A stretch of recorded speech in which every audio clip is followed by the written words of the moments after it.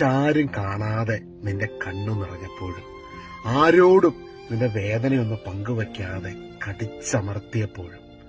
ഉള്ളിന്റെ ഉള്ളിൽ നിന്ന് ചിലപ്പോൾ ഒന്ന് പ്രാർത്ഥിക്കാൻ പോലും പറ്റാത്ത നിമിഷങ്ങളിൽ ഈശോയെന്ന് ഉള്ളിലിരുന്ന് വിളിച്ച സമയത്തൊക്കെയും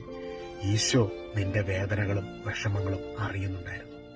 സങ്കീർത്തനം 56:8 നമ്മൾ കാണുന്നു, നിന്റെ അലച്ചിലുകൾ ഞാൻ എണ്ണിയിട്ടുണ്ട്, നിന്റെ കണ്ണുനീര് ഞാൻ കുപ്പിയിൽ ശേഖരിച്ചിട്ടുണ്ട്, അവ എന്റെ ഗ്രന്ഥത്തിലുണ്ട്. ചില ഉറക്കമില്ലാത്ത രാത്രികളിൽ കട്ടിലിൽ കിടന്ന് അങ്ങോട്ടും ഇങ്ങോട്ടും തിരിഞ്ഞും മറിഞ്ഞും കിടന്ന്, ദൈവമേ ഞാൻ എങ്ങനെ നാളത്തെ ദിവസത്തെ ഫേസ് ചെയ്യും, എങ്ങനെ എൻ്റെ ഈ കുടുംബത്തിലെ ഈ പ്രശ്നത്തെ ഞാൻ നേരിടും എന്നോർത്ത് വിഷമിച്ച സമയങ്ങൾ, പ്രാർത്ഥിക്കുവാൻ പോലും പറ്റാത്ത നാളുകളിൽ, നിങ്ങൾ ജോലി ചെയ്യുന്നൊരു വ്യക്തിയാകാം, ചിലപ്പോൾ ഒരു നേഴ്സാകാം, ഡോക്ടറാകാം, നിങ്ങൾ ജോലി ചെയ്യുന്ന സ്ഥലത്ത് നിങ്ങൾക്ക് ഒരുപാട് പ്രശ്നങ്ങൾ, അതിന്റെ ഇടയിൽ നിങ്ങൾ ചിലപ്പോൾ നേഴ്സാണെങ്കിൽ ഒരു ട്രോളിയൊക്കെ തള്ളിക്കൊണ്ട് പോകുന്നതിന്റെ ഇടയ്ക്ക്,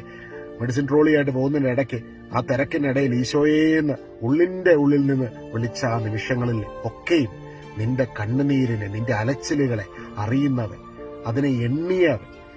നിന്റെ കണ്ണുനീരിനെ കുപ്പിയിൽ ശേഖരിച്ചവൻ നിന്നെ അറിയുന്നു, അവൻ നിന്നെ മനസ്സിലാക്കുന്നു. നിന്റെ നീറുന്ന നൊമ്പരങ്ങൾക്ക് അവന് ഉത്തരം നൽകുവാൻ കഴിയും.